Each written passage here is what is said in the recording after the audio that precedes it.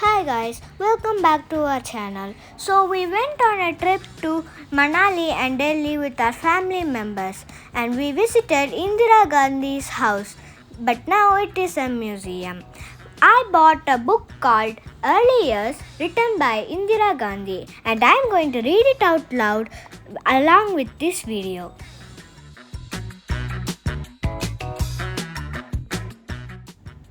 In my mind, I have always divided my childhood into the years spent in what I still think of as the old Anand Bhavan, although it has been formerly known as Swaraj Bhavan, and the time after we moved to the new house, the present Anand Bhavan. The old house was spacious with long, elegant lines. A number of cousins and relatives were always staying with us. There was a great deal of entertainment and social and other activities. My father, mother, and I lived upstairs, and this gave us togetherness as well as privacy from the others. It was like a two-room flat, a large bedroom adjoining a library cum sitting room with a wide veranda covered with faience, glazed pottery. For most of the year, all our activities were meeting friends, reading, sleeping, and so on took place on the veranda rather than in the rooms. On either side of our rooms were open terraces, heaven for a child who loved to run. There are many kinds of Nehrus, but I doubt if any of them has been dull. Each, whatever the age group, had his or her own set of friends and activities. My grandfather was the head of the family, not merely by the virtue of the age, but because of his towering personality, which dominated any scene or company.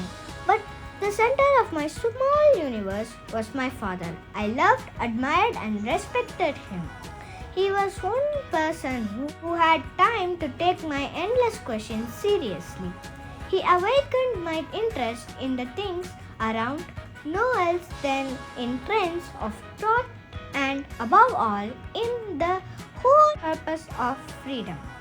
Also, I could not bully him, which I did my mother to some extent, although she could be and was firm as a rock in matters which she considered essential to discipline or character building.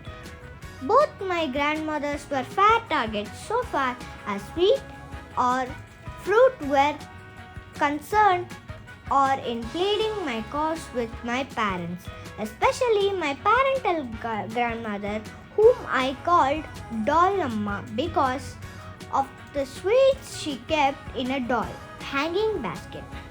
My grandfather, I called him Dadu, although a strict disciplinarian with us, was very lenient towards me, and I usually broke all the rules of impunity.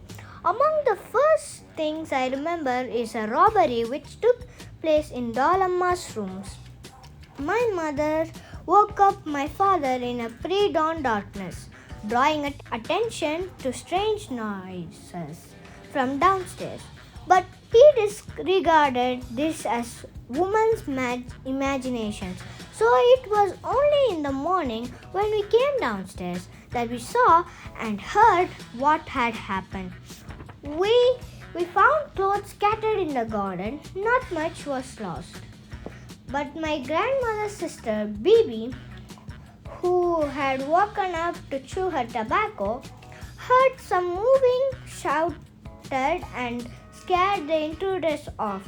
They took away the heaviest box, must have been disappointed to find it was full of books, and discarded it in a nearby field. At that time, our house was on the outside edge of the town. Another memory is of the bonfire of foreign cloth about to which I have written elsewhere. My father and mother and I, as I said, slept on the veranda upstairs. As I knew my mother was not well, I did not disturb her. Also, there were more chances of seeing her later in the day than my father. When I was about 2 years old, I was in the habit of getting up very early in the morning. But before starting the day, I used to climb into my father's bed to say good morning. One evening, my father was called away for a political work, and as my mother was not too well, my aunt came to sleep upstairs. Her bed was where my father's normally would have been. At the crack of dawn, I climbed out of my bed. I thought that something was strange but about the occupant of the other bed because its sheet covered the entire person, which was not usual with my father. I tucked aside the covers. My aunt was naturally livid at being woken so early and such in an unceremonious manner, but not as angry as I was finding the wrong person in the bed. I therefore gave her a tight slap and scrambled back into my own bed. I was frightened by the dark, as perhaps all very small children are, and was in terror of the journey from the dining room downstairs to our bedroom upstairs every evening by myself. This meant walking a long stretch of veranda and ascending the creaky wood staircase and climbing onto a stool to able to reach the door handle and the switch the light. Had I spoken of my fear, I am sure somebody would have accompanied me or would have seen to it that the light was on. But such as the importance of courage even at that age, I decided I had to get over the fear by myself.